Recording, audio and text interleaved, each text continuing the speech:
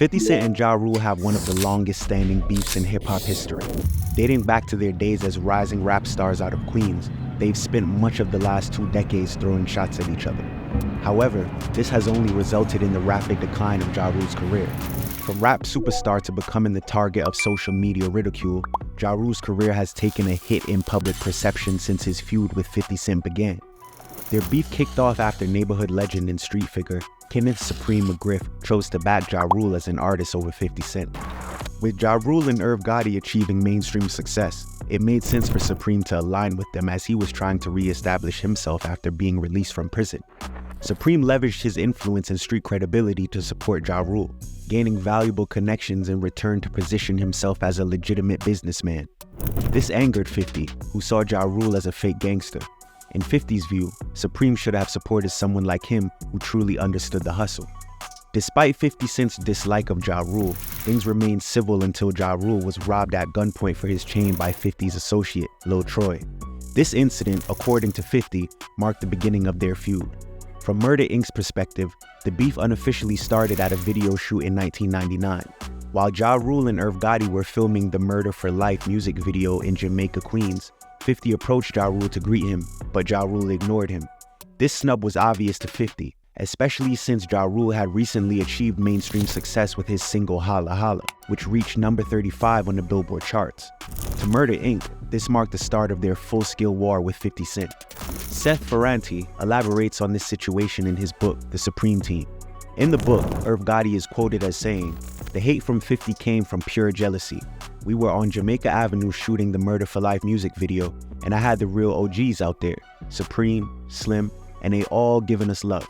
50 came up to Rule to give him a pound. I don't know if Rule gave him a pound or not. We weren't thinking about you. Who the f are you? You're just a meaningless face. Now that face turned into the biggest rapper in the world. That's just our luck. This is honest to God shit. That's why when me and Rule think about the beef, we are like, maybe we should have just given him a hug." In a 2003 sit-down with the minister Louis Farrakhan, Ja Rule shared similar sentiments. I think it started with a video shoot that I did on Jamaica Avenue. We're all from the same neighborhood, and everybody in the neighborhood kind of knew that Murder Inc. was on the brink of doing big things. It was kind of a situation where like he wanted to kind of be in or kind of be involved, but didn't know how to go about it. I think when he seen how much love we was receiving on the Ave from all of the people, because this is our neighborhood, like we're both from the same neighborhood, so I think he didn't like the fact that I was getting so much love. In the following months, 50 Cent began throwing several shots at Ja Rule in his music, repeatedly questioning his street credibility. In response, Ja Rule fired back, mostly dismissing 50 Cent as a nobody and irrelevant. Tensions escalated when both artists were booked to perform at an Atlanta nightclub. In a 2016 interview with Vlad TV, 50's former associate, Chaz Williams, shed some light on the situation. I said to 50, I said, "Ain't you supposed to talk to oh boy?" So he said, "Yeah." I said, so he was acting like he didn't really want to do it. I said, "Well, when are you going to do it?" I said, "You might as well get it over with now." So, I knew he was a little reluctant about doing it, but he said, "All right," no fear or nothing. I just knew that he wasn't feeling any kind of peace accord. But, he said, okay. And when he went to pull Ja to the side, pull him, away from the guys to talk to him, Ja walked over there with the bat in his hand. As they talking, how people sometimes talk and they gesture with their hands or whatever. He may have gestured with the bat as he's talking, and I think he raised his voice or something, and then 50 swung on him. Yeah. It just got crazy, and basically, we kind of squashed. 50 ain't get hurt. Nobody got hurt. In an interview with Rolling Stone, 50 Cent shared his side of the altercation, explaining, "He was looking real stupid. He had one of them little bats they give you at the baseball games for your kids. He had the little tough look on his face. I let him go on for about a minute or two, and then I just punched him in his eye. I heard enough of that shit." 50 then immediately went on Atlanta radio and announced that he had snuffed Ja Rule, further escalating the feud that he believed he had tried to settle. After the Atlanta incident, another altercation occurred between the rival stars. While in separate sessions at Manhattan's famous Hit Factory recording studio, 50 and Ja Rule clashed again. After being tipped off about 50's location, Ja Rule and his crew made their way to 50's session where an altercation broke out. The melee resulted in the stabbing of 50 Cent by Ja Rule's associate and rapper, Black Child. 50 was treated at St. Luke's Roosevelt Hospital for a laceration to the chest and a partially collapsed lung. However, in a 2022 Vlad TV interview, Tony Yayo shared a different perspective on the Hit Factory incident. Yayo revealed that 50 and his crew were armed with a .45 caliber handgun with no safety. He emphasized that if the weapon had not been in a separate room, the incident could have had a much deadlier outcome. Yayo also downplayed the severity of 50's injuries, suggesting that they were not as serious as the media had reported. 50 had a scratch. It wasn't even that serious. They had like kitchen knives from the kitchen and like crutches and whack shit. Black Child of Murder Inc. shared similar sentiments when he was interviewed for the 2003 Beef documentary. One of the niggas with 50 like, yo, with a gat at, I just start hitting niggas. First thing kicked in my mind, if niggas get to the gat, one of us is dead. But I felt the gat was in the area and niggas was reaching for it, and I wasn't letting nobody get to their gun to pop me. So I started poking niggas, straight up and down. And that's the whole truth, nothing but the truth, so help me God. As the back and forth went on, Supreme became increasingly unhappy, feeling that 50 Cent was damaging his merchandise and by extension, his business interests. Despite warnings to stop dissing Ja Rule, 50 Cent persisted. This, along with politics surrounding the release of the song Ghetto Quran, all led to the eventual shooting of 50 Cent in May 2000 in front of his grandmother's house in Jamaica, Queens. This incident significantly changed 50 and is a major reason for his relentless attitude towards his enemies. In the 2003 DVD Beef, 50 gives his insight into his near-fatal experience. You don't know whether you're going to get up and out this bitch or not, and then you in the rearview mirror looking at you, you got a hole in your face. You don't know if that bullet, it's still going to kill you. It might not kill you right now while you're on the way to the hospital, but you don't know if it can be removed without killing you. Similarly, he spoke on a change in mentality following the near-fatal incident. Getting shot changed me a lot. Well, you can say I'm worse, because I really don't give a f***. Now it's more like I know I'm not in control of everything. This change in mindset was crucial not only for surviving the streets, but also for overcoming the challenges 50 faced post-shooting. After the incident, his first label, Columbia Records, dropped him, considering him too dangerous as hip-hop's underworld infiltrated corporate offices. 50 Cent said in a 2003 article for New York Magazine, "After I got shot, they got afraid of me in their offices. As a former signed rapper, 50 had to take matters into his own hands. Despite being dropped by Columbia, he still had a buzz in the streets. He then proceeded to drop a string of mixtapes, including the acclaimed Power of a Dollar, while rapping with the same reckless abandonment even after getting shot. This is what created the bulletproof aura that 50 Cent capitalized on with his trademark bulletproof vest. Ultimately, what should have ended his life ended up giving him the boost that catapulted his career. It was this compelling story that convinced Eminem to sign 50 Cent to his label, Shady Records and Interscope Records. As Eminem stated, his life story sold me. To have a story behind the music is so important. With Eminem and Dr. Dre behind him, 50 Cent's debut album, Get Rich or Die Trying, went on to sell over 10 million copies. In retrospect, Ja Rule would have been better off embracing 50 Cent, given his relentlessness. Although 50 had no involvement in Ja Rule's robbery by Lil Troy, Ja Rule held it against him and made persistent efforts to belittle 50 and diminish his success. As 50 recovered from his shooting, Ja Rule took a victory lap on wax, sending numerous shots at his seemingly falling rival. This included the provocative diss track, Guess Who Shot Ya?, where he rapped, "You're wondering is it murder who shot me?" Ja Rule, Gotti, and their associates seemed to believe that the war was won. Little did they know, one of the most significant reckonings in hip-hop history was on its way, targeting them directly. The first major blow came on November 2002 with the release of Wanksta, the third single from the 8 Mile soundtrack. The track was a massive hit and was filled with disses aimed at Ja Rule, starting with its catchy chorus. Additionally, 50 became a central figure in hip-hop culture during the peak of hip-hop DVDs. As a newcomer with a dramatic story of surviving 9 gunshots, he seized the opportunity to take aim at Ja Rule and campaign against him at every turn. This was clearly demonstrated in the Beef documentary DVD, where 50 Cent makes his feelings about Ja Rule unmistakably clear. "I can't say that I can resolve a situation or beef with somebody that I can't stand this. You understand what I'm saying? This ain't the WWE. It's not like I just got rap beef with this. I don't like this little for pretending so much. It makes me sick. Meanwhile, Ja Rule believed his star power was far greater than 50 Cent's, and he repeatedly dismissed 50 as a nobody.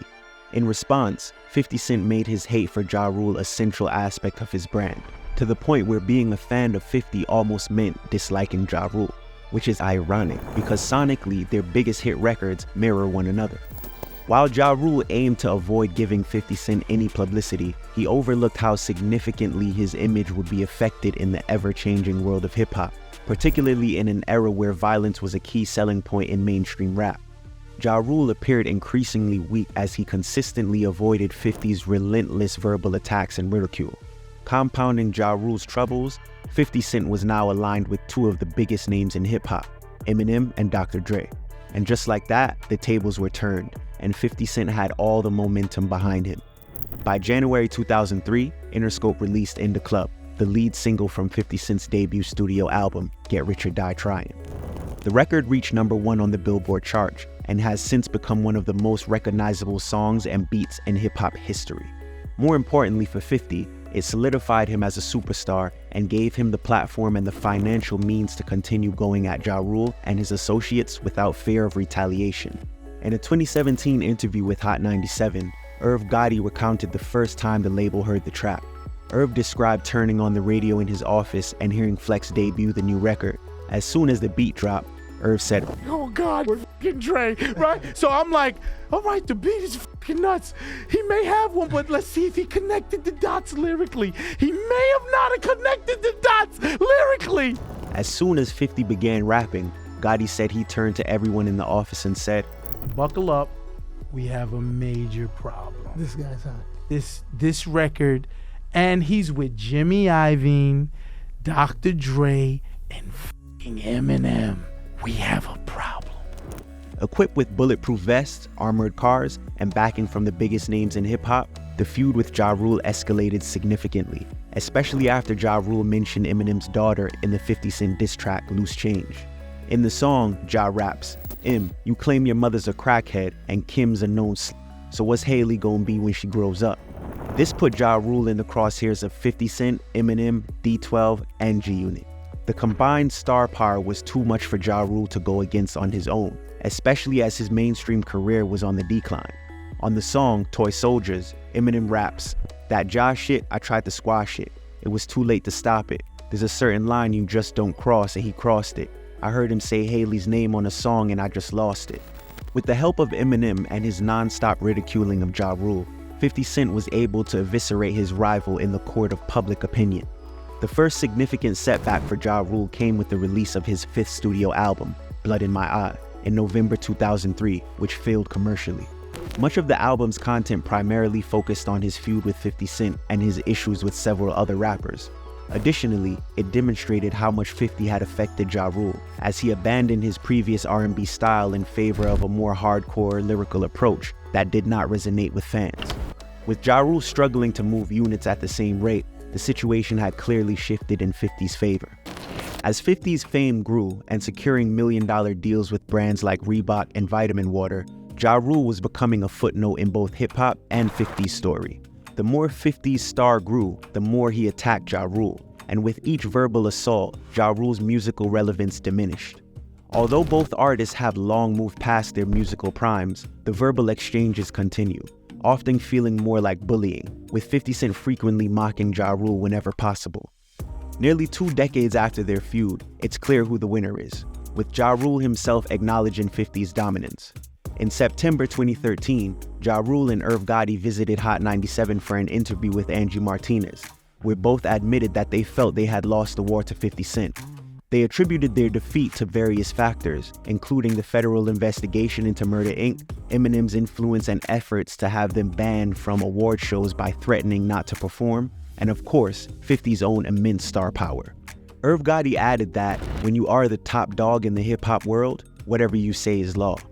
With Ja Rule's admission and a new generation of rappers emerging, tensions between the duo appear to be easing. In 2013, Ja Rule even tweeted that he and 50 Cent were able to share the same flight without any issues. "What are the chances me and 50, same flight, same row, no problem. # grown man shit." When pressed on the matter by fans on his new, mature leaf, Ja Rule lashed out on those trying to stir up more conflict, tweeting, "For all those who want nothing more than for two successful black men to kill each other, kill yourself. Hashtag, we off that." While 50 acknowledges that violence isn't the answer, he has consistently reminded both the world and Ja Rule of his lingering animosity. Over the years, he has frequently mocked Ja Rule and his misfortunes. After Ja Rule was sentenced to 2 years in prison back in 2010 on a weapons charge, 50 Cent wasted no time taking to Twitter to taunt him. "Damn, the homie Ja Rule gotta do 2 years? Tell him I said don't worry, I got him when he come home. Laugh out loud. Yo, word to my mother, if anybody knock Ja out and him in jail, it's gonna be on. Laugh out loud." This led to a brief exchange between the two, giving the impression that 50 was now picking on Ja Rule. The situation escalated further during his 2013 Summer Jam performance when 50 Cent performed the infamous Murder Inc. diss track, "I Smell Pussy." Ja Rule responded on Twitter expressing his frustration and accusing 50 of being obsessed with him. This is an obsessed side bitch. Never one to miss an opportunity to taunt his rival's downfall, 50 Cent took advantage of Ja Rule's involvement in the 2017 Fyre Festival debacle, the infamous luxury music festival that scammed ticket buyers and left them in dire conditions. As the entire Twitterverse was abuzz with memes about the Fyre Festival fiasco, 50 seized the moment to mock Ja Rule by posting a humorous meme on Instagram featuring a picture of President Trump on his laptop, appointing Ja Rule as Secretary of Festivals. The caption read, "Can't do nothing right," accompanied by a crying emoji. This relentless social media onslaught from 50 Cent would only continue. In 2018, after Ja Rule's show in Syracuse was canceled, Ja Rule posted a video on Instagram apologizing to fans. Yo, Syracuse. I just got word that the show got canceled. Sorry, man. I've been trying to get there all day. I love y'all, man. And we're going to reschedule the show. See, I'm leaving the airport now, man. Seizing the opportunity to further mock his rival, 50 Cent reposted Ja Rule's video with his own caption and commentary on the cancellation. "Only 10 tickets sold. Don't nobody want to see that shit. You talking about, wait, we get a lot of people on the walk up. Get the fuck out of here." At a certain point, it began to feel like the universe was skewing events in favor of 50 Cent. Not only that, but Generation Z and Alpha have mostly grown up with Ja Rule being a hip-hop punchline. As a result, they too were quick to turn Ja Rule into a target for social media ridicule. Continuing his relentless mockery of his arch nemesis, 50 Cent targeted the low ticket prices for one of Ja Rule's performances in October 2018. He took to Instagram to ridicule Ja Rule, posting a photo of the tickets being sold on Groupon with the caption, "People think I'm mean, so go see this. 15 bucks? Wait, what I do now? Laugh out loud." 50 then took things a step further by claiming that he had bought 200 front row seats to Ja Rule's performance to ensure they would be empty. "I just bought 200 seats in the front so they can be empty. Laugh out loud." This move further cemented 50's reputation as the petty king of the social media era. During the halftime of a 2019 Timberwolves-Bucks game, Ja Rule faced another awkward and embarrassing moment when he experienced sound issues. A video of the 90s night-themed event shows Ja Rule addressing the crowd asking, "Are we ready?"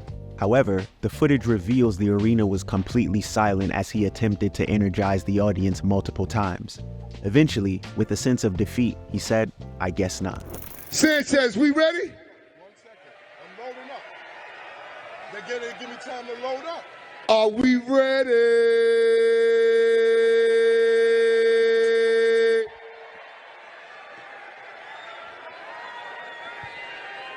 I guess not. Although Ja Rule later explained that the mishap was due to sound issues, it was too late. The public had already formed their opinion. To make matters worse, even the Minnesota Timberwolves joined in on the ridicule, posting on Twitter about Ja Rule's recent Fyre Festival fiasco and his halftime performance. Their tweet read, "We too were hustled, scammed, bamboozled, hoodwinked, led astray." This added another layer of embarrassment for Ja Rule that 50 Cent eagerly seized upon to mock. 50 reposted the embarrassing video, adding his own caption, "Why they do that to him? Oh yeah, I told him to do that."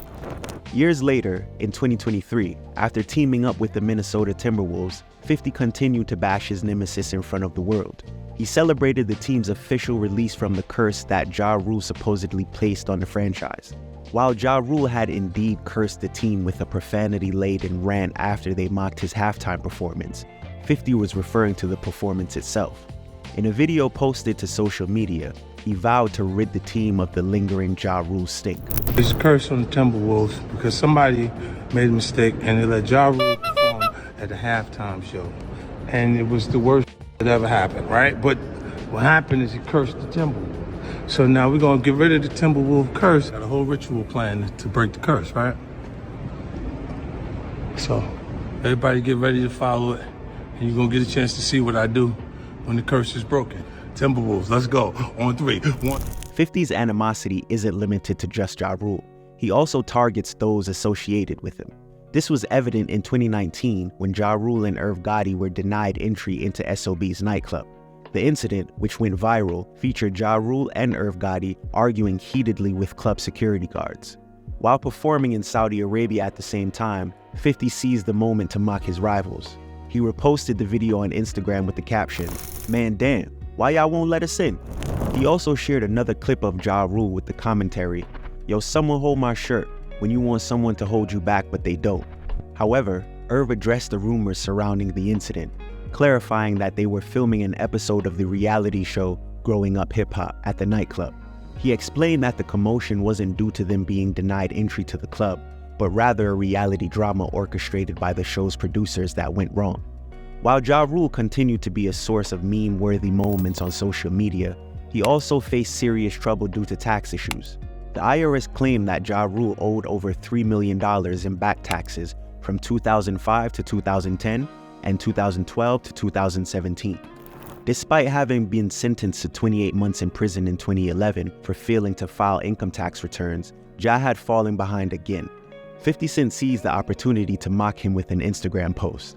After resharing the headlines, 50 captioned it, "You gotta pay your taxes, fool." The petty feuds persisted, extending to Ja Rule's business ventures.